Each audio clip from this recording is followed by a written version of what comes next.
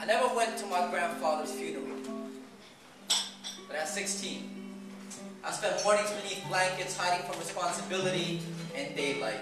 And funerals, well, they were always outdoors. Besides, I don't do death very well, and my grandfather, he wouldn't know the difference whether I was there or not anyway. 12 years later, she was 29 years old by the time her sickness began posting eviction letters on her flesh. And I am standing at her bedside, listening to her take breaths the same way we attempt to dismantle bombs, fragile and trembling. She is fragile and trembling, and I'm thinking of New Orleans. I'm thinking of people on rooftops. I think they were trying to get closer to God so He could hear them. We heard them cry. Watch how the tears made the waters rise, and the only way to stop the drowning was for us to flock to the flood, rope our veins together, pull them out with our hearts, open our doors, sandbags surround their children, pry off the plywood graffitied with "I'll be back soon," and replace them with banners that read "Welcome home." I am thinking of 9/11.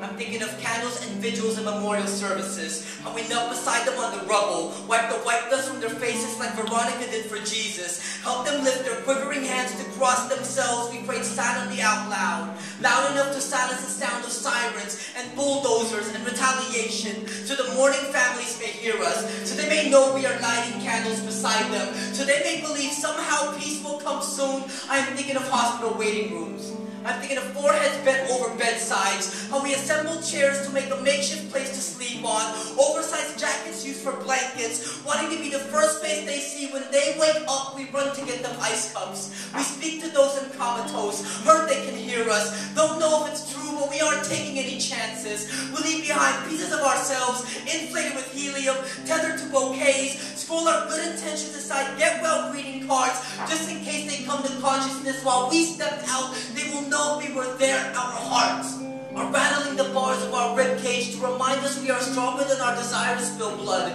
That for every music sheet destroyed by flood, there's a man with a guitar case full of water ready to rewrite the songs. For every war cry declared, there are gospel choirs spending Sundays drowning out the noise. For every deathbed, there are bedsides open like arms inviting to be surrounded. For every casket, there are 6 hands ready to lift the burden.